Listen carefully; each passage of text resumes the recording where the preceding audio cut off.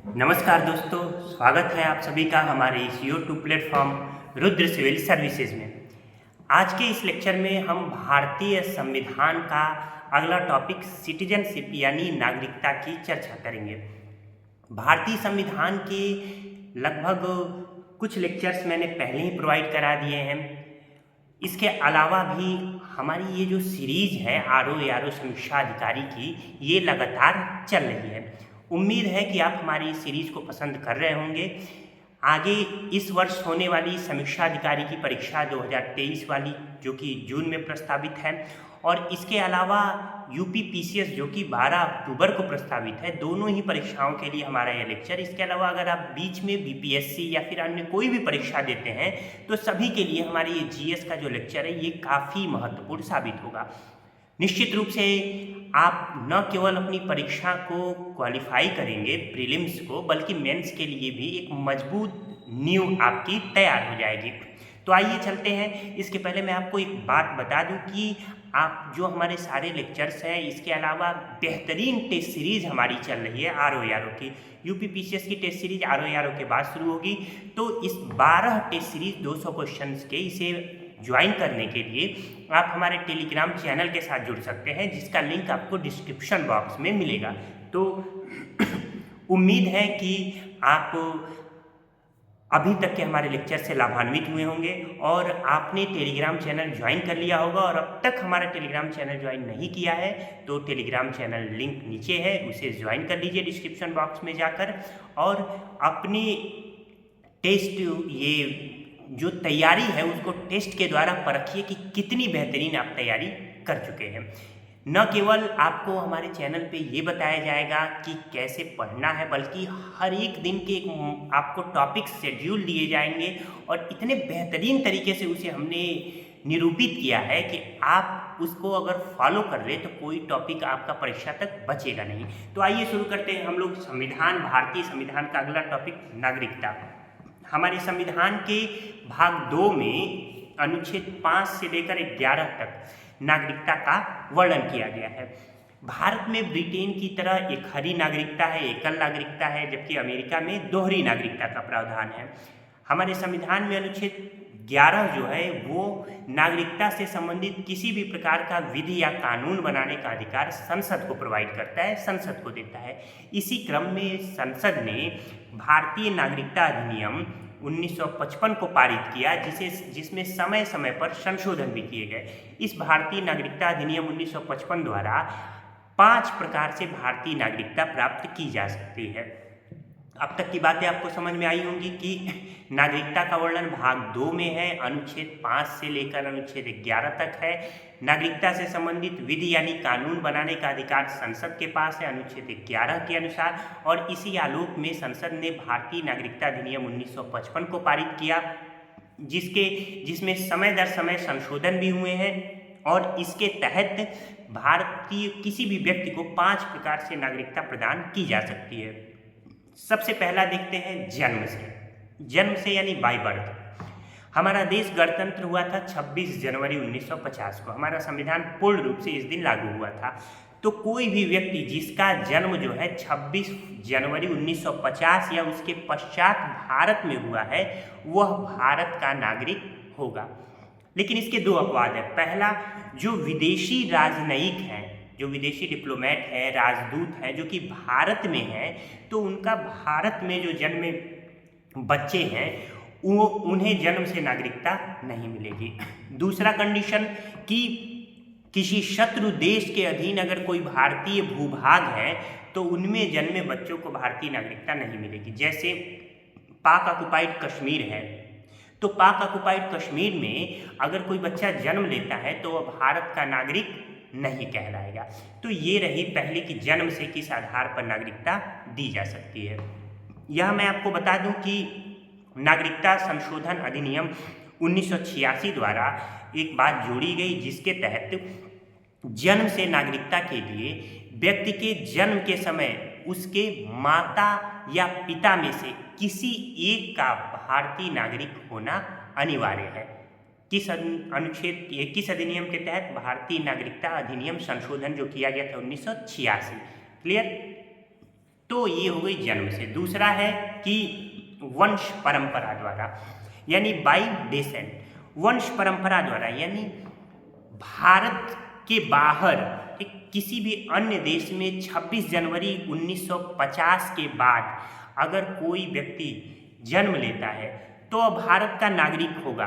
किस कंडीशन में? यदि उसके माता या पिता में से कोई एक भारत का नागरिक हो। वंश परंपरा मतलब समझे कि यानी अगर 26 जनवरी 1950 के बाद कोई व्यक्ति भारत के बाहर जन्म लेता है तो उसे भारत की नागरिकता मिलेगी। शर्त है कि माता या पिता में से कोई एक जो है वो भारत का नागरिक हो। एक और बात मैं बता दूं कि माता की नागरिकता के आधार पर विदेश में जन्मे व्यक्ति की नागरिकता प्रदान करने का जो प्रावधान है वो नागरिकता संशोधन अधिनियम 1992 के तहत 1992 के तहत जोड़ा गया था। इसे भी ध्यान में रखिएगा। तो निश्चित रूप से ये बात समझ में आई होगी।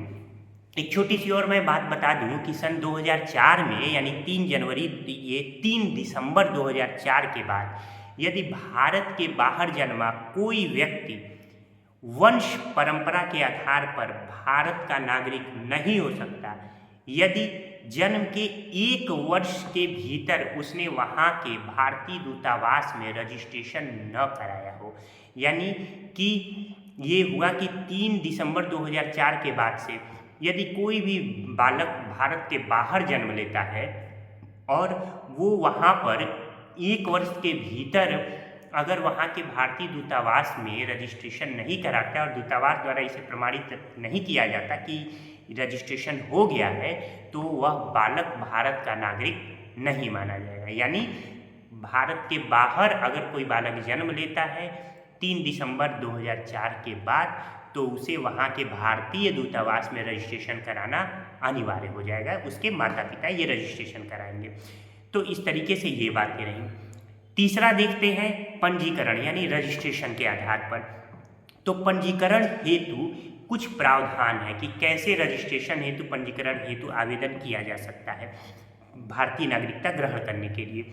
सबसे पहला है कि पंजीकरण हेतु आवेदन करने की तिथि से पहले ये 6 माह था लेकिन अब 5 वर्ष कर दिया गया है।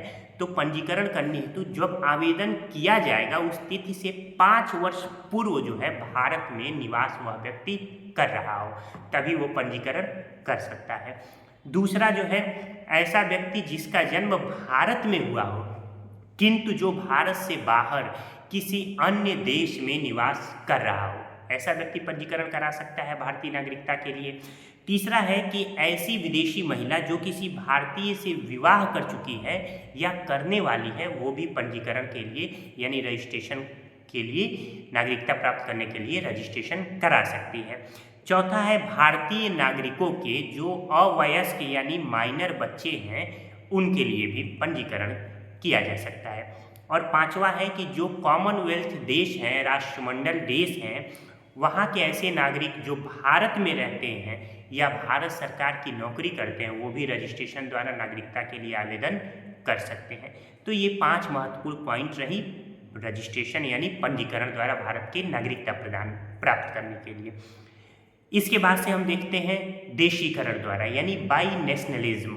तो ये देशीकरण द्वारा कोई विदेशी व्यक्ति जो वयस्क है तथा अपने देश की नागरिकता का परित्याग करके भारत सरकार को इसकी सूचना दे देता है, ठीक, और भारतीय नागरिकता के आवेदन से पूर्व कम से कम 1 वर्ष से लगातार भारत में रह रहा है। समझिएगा कि आवेदन से पूर्व 1 वर्ष कौन व्यक्ति की कोई भी विदेशी व्यक्ति है जो अपने देश की नागरिकता का परित्याग कर चुका है और भारत सरकार को इसकी सूचना भी दे चुका है और भारतीय नागरिकता में आवेदन करने से पूर्व कम से कम 1 वर्ष से लगातार भारत में रह रहा है और इसके साथ साथ वह 1 वर्ष से पूर्व भी कुल मिलाकर 7 वर्ष तक भारत में रह चुका हो तो ऐसा व्यक्ति संविधान में, एक और बात कि ऐसा व्यक्ति के साथ शर्त ये है कि वो संविधान में उल्लिखित किसी एक भाषा की जानकारी रखता हो तो वह जो है भारत सरकार से देशीकरण द्वारा प्रमाण पत्र प्राप्त करने के लिए आवेदन कर सकता है। तो निश्चित रूप से देशीकरण का आप समझ गए। एक बार और मैं क्लेरिफाई कर देता हूँ कि कोई भी विदेशी व्यक्ति जो कि अपने देश की नागरिकता त्याग चुका है। भारत सरकार को इसकी सूचना दे चुका है कि मैं अपने देश की नागरिकता त्याग चुका हूँ और पिछले 1 वर्ष से लगातार भारत में रह रहा हूँ। पहले कंडीशन। दूसरी कंडीशन कि इसके पहले भी वो कुल मिलाकर 7 साल तक भारत में रह चुका हो। कुल मिलाकर मान लीजिए 6 महीने रहा, फिर चला गया, फिर आया, फिर 1 साल रहा, इस तरह से करके तो कुल 7 साल तक रह चुका हो पहले भी, और 1 साल से लगातार रह रहा हो। इसके अलावा कि वो जो 8वीं अनुसूची के जो भाषाएं 22 भाषाएं उनमें किसी एक भाषा का ज्ञाता हो, तो ऐसा व्यक्ति जो है वो देशीकरण द्वारा नागरिकता के लिए अप्लाई कर सकता है। इसके बाद से 5वां है कि भूमि के अर्जन द्वारा, मतलब यदि भारत सरकार किसी नए भूभाग को, किसी भी देश के नए भूभाग को अर्जित कर लेती है, यानी उसका आसान भाषा में कहें कि भारत देश में विलय हो जाता है, तो वहाँ के नागरिक स्वतः ही भारत की नागरिकता प्राप्त कर लेंगे। इस तरीके से 5 प्रकार कौन कौन से हैं नागरिकता प्राप्त करने के लिए? एक जन्म से, एक वंश परंपरा से, पंजीकरण से, देशीकरण द्वारा और भूमि के अर्जन द्वारा। तो निश्चित रूप से ये बात आपको समझ में आई होगी। आइए आगे चलते हैं कि नागरिकता कैसे मिल सकती है, ये मैंने आपको बता दिया। इसके बाद से नागरिकता का अंत किस प्रकार से हो सकता है, कि कैसे किसी भी व्यक्ति की नागरिकता समाप्त हो सकती है। पहला कंडीशन है कि वह व्यक्ति किसी भी अन्य देश की नागरिकता ग्रहण कर ले, क्योंकि हमारे देश में दोहरी नागरिकता का कोई प्रावधान नहीं है। दूसरा है कि वह स्वतः ही भारत की नागरिकता का त्याग कर दे, या फिर सरकार द्वारा वो नागरिकता से वंचित कर दिया जाए। तो ये 3 कंडीशन है। सरकार कब नागरिकता से वंचित करेगी? अगर कोई व्यक्ति जो है संविधान के प्रति अनिष्ठा दिखाता है। दूसरा कि यदि युद्ध काल में कोई व्यक्ति शत्रु की सहायता करता है, ठीक। तीसरा, गलत तरीके से नागरिकता वो व्यक्ति प्राप्त किया हो। चौथा, देशीकरण द्वारा नागरिकता या पंजीकरण द्वारा नागरिकता प्राप्त किया हुआ कोई भी व्यक्ति, उसे जो है किसी अन्य देश में 2 वर्ष की सजा हो जाए, तो ऐसे व्यक्ति को ये नागरिकता से वंचित किया जा सकता है। तो एक और बात मैं आपको बता दूं कि देशीकरण या पंजीकरण द्वारा नागरिकता प्राप्त करने के 5 वर्ष के भीतर ही अगर किसी अन्य देश द्वारा 2 वर्ष की सजा दे दी जाती है, तो उसकी नागरिकता छीनी जा सकती है। तो ये कुछ पॉइंट रहे नागरिकता के अंत से संबंधित। अब हम यहाँ पे भारतीय नागरिकता से संबंधित जो अनुच्छेद है 5 से 11 तक, उसके बारे में एक ब्रीफ यानी संक्षिप्त चर्चा कर लेते हैं कॉन्सेप्चुअल तरीके से। सबसे पहले अनुच्छेद 5 है, संविधान के प्रारंभ पर नागरिकता की बात करता है। यह अनुच्छेद 5 कहता है कि संविधान के आरंभ पर ऐसा व्यक्ति भारत का नागरिक होगा जिसका भारत में क्या है, अधिवास है, यानी डोमिसाइल वो भारत का है, और उसके माता या पिता में से कोई एक भारत में जन्मे हो। समझ में आई बात कि अनुच्छेद 5 क्या कहता है कि संविधान के प्रारंभ पर नागरिकता कैसे मिलेगी, कि कोई भी व्यक्ति जो कि संविधान के आरंभ पर भारत का नागरिक होगा यदि उसका भारत में अधिवास है या फिर माता और पिता में से कोई भारत का नागरिक है। तो ये अनुच्छेद 5 के तहत भारत की नागरिकता स्वतः मिल जाएगी। दूसरा कंडीशन यानी दूसरा अनुच्छेद यानी अनुच्छेद 6 जो है वो पाकिस्तान से भारत आने वाले व्यक्तियों की नागरिकता के अधिकार के बारे में है। यह कहता है कि 19 जुलाई 1948, ये महत्वपूर्ण है, 19 जुलाई 1948 ये जो अनुच्छेद है, 19 जुलाई 1948 ही अनुच्छेद क्यों, ये सॉरी माफ़ कीजिएगा, 19 जुलाई 1948 का तिथि ही क्यों ली गई है, इसके बारे में मैं बताऊंगा। पहले मैं अनुच्छेद 6 समझा दूं। ये कहता है कि कोई भी व्यक्ति यदि पाकिस्तान से भारत आता है तो भारत का नागरिक समझा जाएगा। पहला कंडीशन कि उसका या उसके माता पिता या उसके दादा दादी या उसके नाना नानी में से कोई भी एक अविभाजित भारत का हिस्सा रहा हो। क्लियर है? कोई भी एक अविभाजित भारत का नागरिक रहा हो। ठीक है, अविभाजित मतलब समझ रहे हैं, देश का जब बंटवारा नहीं हुआ था, यानी ये जब भारत और पाकिस्तान दोनों एक में था। इसके बाद से है दूसरा कंडीशन, या तो वह 19 जुलाई 1948 के पूर्व भारत आकर सामान्य रूप से रह रहा हो या फिर उसके पश्चात आया हो, लेकिन संविधान के लागू होने से पूर्व भारतीय नागरिक के रूप में पंजीकृत हो चुका हो। कब से? 19 जुलाई 1948 के पूर्व या तो भारत वो आ गया हो, या फिर अगर उसके बाद आया हो तो वो भारतीय नागरिक के रूप में भारत में पंजीकरण अपना करा चुका हो, यानी रजिस्ट्रेशन करा चुका हो, तो भारत का नागरिक समझा जाएगा। 19 जुलाई 1948 की तिथि ही क्यों ली गई? क्योंकि इसी दिन से भारत से पाकिस्तान और पाकिस्तान से भारत आने जाने की अनुमति दी गई थी। यही कारण है कि ये डेट जो है 19 जुलाई 1948 लिया गया है कि 19 जुलाई 1948 के पहले अगर कोई भी व्यक्ति पाकिस्तान से भारत आ गया है तो भारत का नागरिक हो जाएगा। इसके बाद से शर्त यहाँ पे मैं आपको पहले ही बता दिया कि उसके माता पिता, दादा दादी या नाना नानी में से कोई एक भारत का नागरिक होना चाहिए।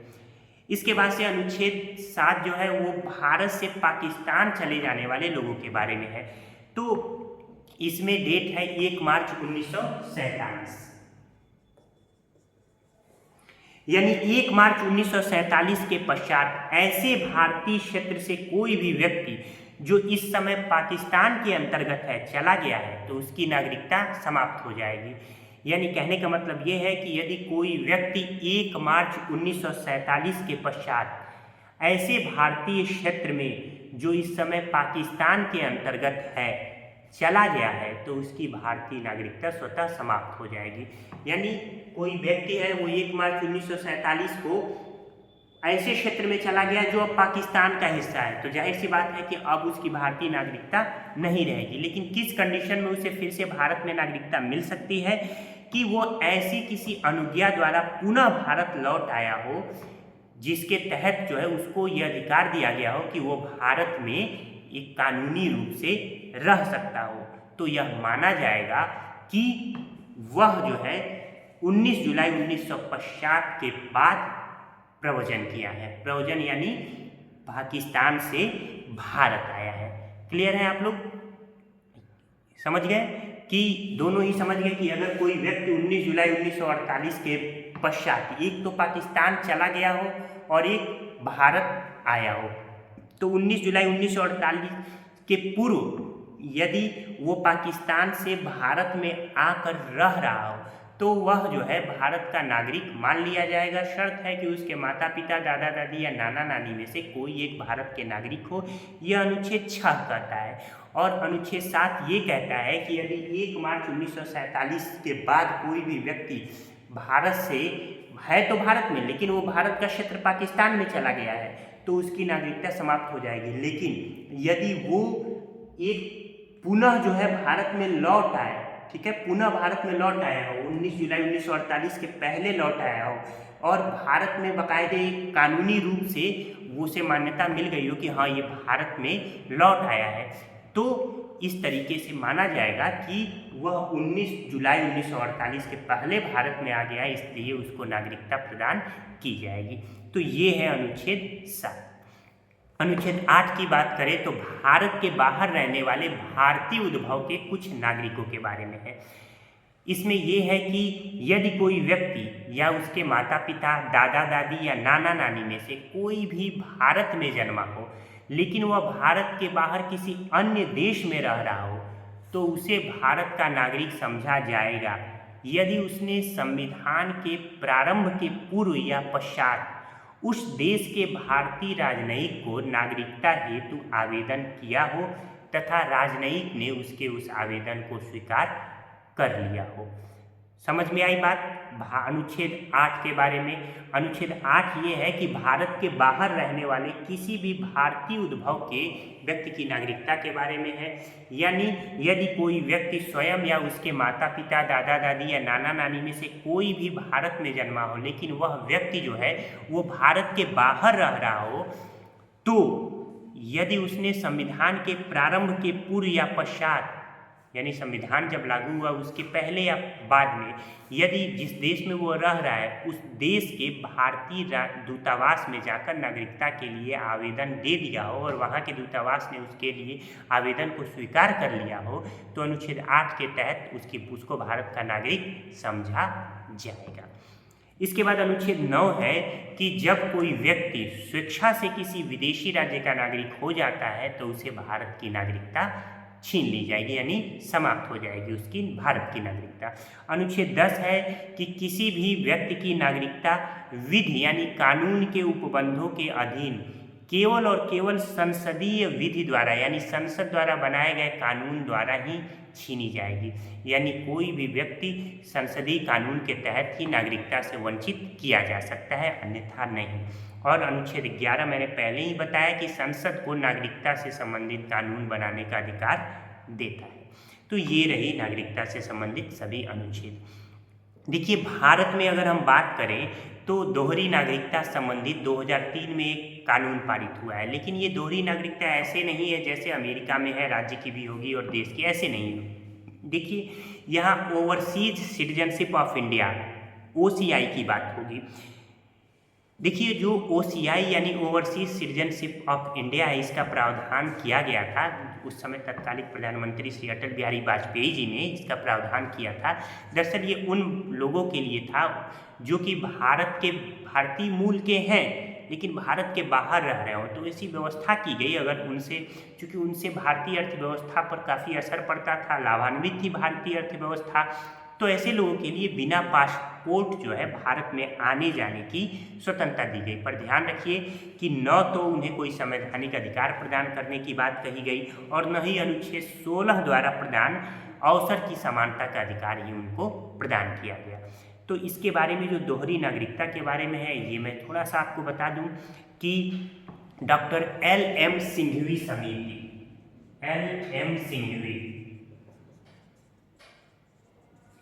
डॉक्टर LM सिंघवी समिति ने दोहरी नागरिकता से संबंधित इस प्रावधान के बारे में अनुशंसा की थी। इन्हीं की अनुशंसा पर प्रत्येक वर्ष 9 जनवरी को प्रवासी भारतीय दिवस भी मनाया जाता है।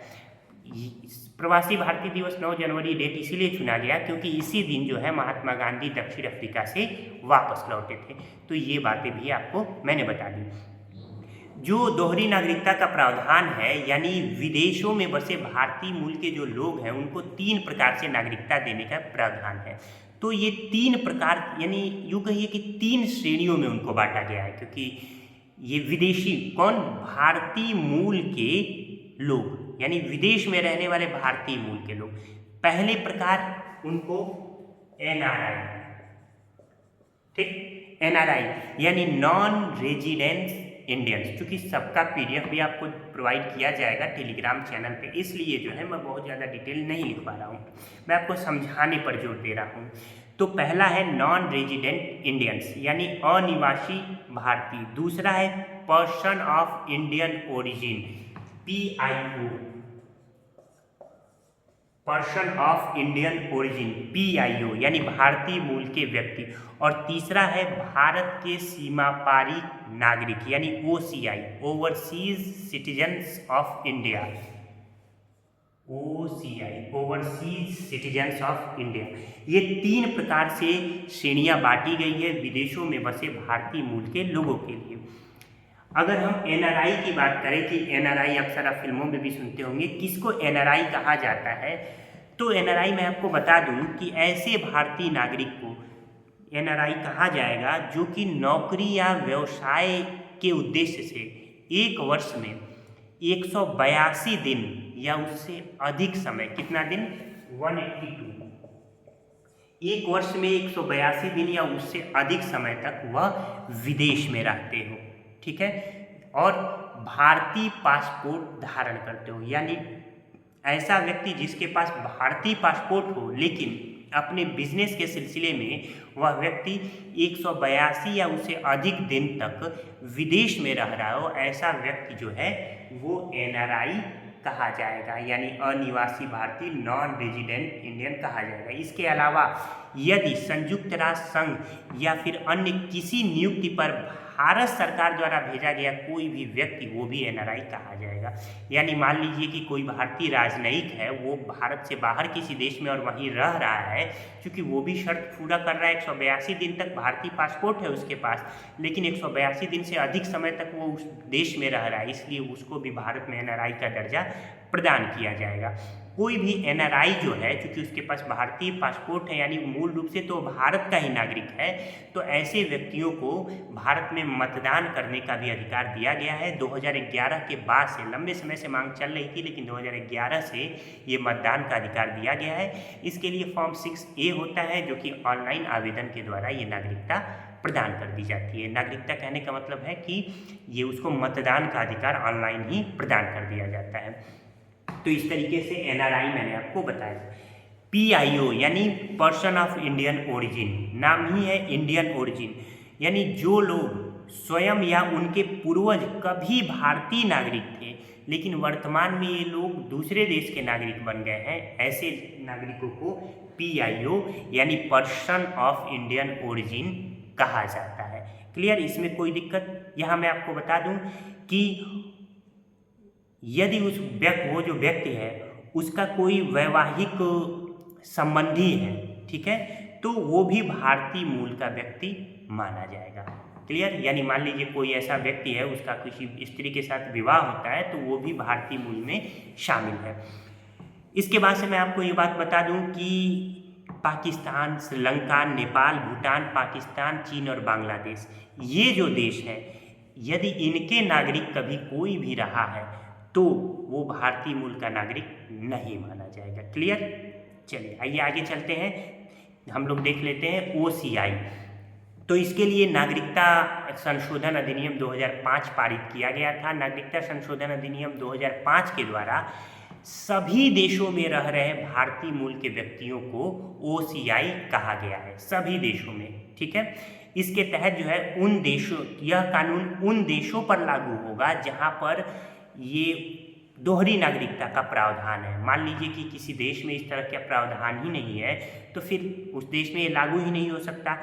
यहाँ पे मैं आपको समझा दूं कि कोई भी प्रवासी भारतीय जो किसी देश में रह रहा हो जहाँ दोहरी नागरिकता का प्रावधान है, वह OCI प्राप्त कर सकता है, सिवाय वह भारत और बांग्लादेश का नागरिक न हो। क्लियर है? तो कोई भी किसी भी देश में रहने वाला प्रवासी भारतीय OCI के लिए आवेदन कर सकता है, बस वो पाकिस्तान और ये बांग्लादेश मूल का न हो, वो प्रवासी भारतीय जो है, क्योंकि देखिए क्योंकि पाकिस्तान और बांग्लादेश तो भारत का हिस्सा रहा है ना, तो वहाँ पे रहने वाले जो व्यक्ति हैं वो तो उनके पूर्वज जो है भारत का ही हिस्सा है, तो वो भी तो प्रवासी भारतीय होंगे। लेकिन ऐसे व्यक्ति जो है जो पाकिस्तान और बांग्लादेश से संबंध रखते हैं, प्रवासी भारतीय, वो अप्लाई नहीं कर सकते, क्योंकि पाकिस्तान हमारा शत्रु देश रहा है, तो वो अप्लाई नहीं कर सकते OCI के लिए, इसको ध्यान में रखिएगा। इसके बाद मैं बता दूं कि 2015 में OCI और ये PIO दोनों को मर्ज करने के लिए प्रावधान किया गया, तो ये PIO कार्ड को OCI कार्ड के रूप में परिवर्तित किया गया। तो इस तरीके से ये सारी बातें हो गई। यहाँ करंट अफेयर के पॉइंट ऑफ व्यू से, वैसे तो काफ़ी पुराना भी हो चुका है, भारतीय संशोधन अधिनियम 2019, ये भारतीय संशोधन अधिनियम CAA पर काफ़ी विवाद भी हुआ था। भारतीय संशोधन अधिनियम 2019 है क्या, इसके पहले मैं बता दूं कि 31 दिसंबर 2014 या उससे पहले अफगानिस्तान, पाकिस्तान और बांग्लादेश, इन 3 देशों से भारत आए 6 समुदायों को अवैध प्रवासी नहीं माना जाएगा, यानी उन्हें भारत का नागरिक समझा जाएगा। ध्यान रखिएगा। कब? 31 दिसंबर 2014 या उसके बाद भारत आए नागरिकों को शर्त है कि वह जो है कम से कम 5 वर्ष से भारत में रह रहे हो। पहले ये 11 वर्ष था, जिसको घटाकर 5 वर्ष कर दिया गया है। क्लियर है? कौन कौन से वो 6 समुदाय हैं? तो हिंदू, सिख, बौद्ध, जैन, पारसी और ईसाई, इन 6 समुदायों के व्यक्तियों को कहाँ से आए? पाकिस्तान से, अफगानिस्तान से, बांग्लादेश से, क्योंकि ये तीनों जो है मुस्लिम बाहुल्य या मुस्लिम कंट्री है, और यहाँ जो है ये हिंदू, सिख, जैन, बौद्ध, पारसी और ईसाई जो है अल्पसंख्यक का दर्जा प्राप्त किए हुए हैं। तो ये प्रावधान किया गया है। अनुसूची 6 जो है, यानी जिसमें असम, मेघालय, त्रिपुरा और मिजोरम के आदिवासी क्षेत्र शामिल हैं, यानी आदिवासी शामिल है, उन पर जो है ये 2019 का संशोधन कानून लागू नहीं होगा। यानी इन चारों क्षेत्रों पर, असम, मेघालय, त्रिपुरा और मिजोरम पर ये कानून लागू नहीं होगा। तो इस तरीके से मुझे लगता है कि आपको सारी बातें समझ में आई होंगी और बेहतर से बेहतर हम कॉन्सेप्ट को आप तक पहुंचाने की कोशिश कर रहे हैं। क्योंकि पीडीएफ फॉर्मेट में नोट्स हम आपको टेलीग्राम के चैनल द्वारा पहुंचाएंगे या पहुंचा रहे हैं लगातार, इसलिए जो है मैं समझाने पर जोर दे रहा हूं। इसके अलावा आपके पास अपनी तैयारी से संबंधित विभिन्न किताबें होती ही हैं और एक किताब तो रहनी ही चाहिए। आप किसी भी किताब से ये पॉइंट पढ़ने के बाद या फिर हमारा लेक्चर देखने के बाद जब पढ़ते हैं तो चीज़ें और भी ज़्यादा कॉन्सेप्चुअल वे में समझ में आ जाती हैं और प्री और मेंस दोनों ही लिखने लायक आप हो जाते हैं। तो आज के इस लेक्चर में इतना ही। अगर अब तक आपने हमारा चैनल सब्सक्राइब नहीं किया है तो कर लीजिए, अपने यार दोस्त मित्रों तक भी हमारे इस चैनल को पहुँचाइए। आज के लिए इतना ही, नमस्कार।